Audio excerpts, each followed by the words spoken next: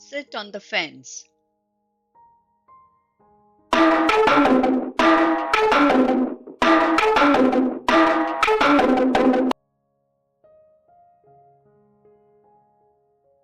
Sit on the fence means to avoid making a decision or choosing a side. Let's look at some example sentences.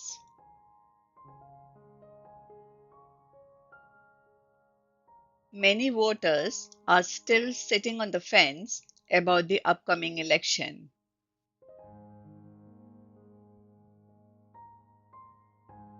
Instead of picking a side in the argument, Sarah decided to sit on the fence until she had all the facts.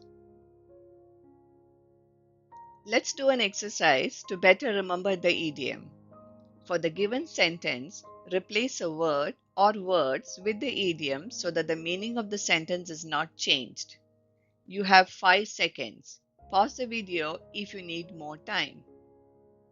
Nina hasn't decided if she wants to go to camp or stay home.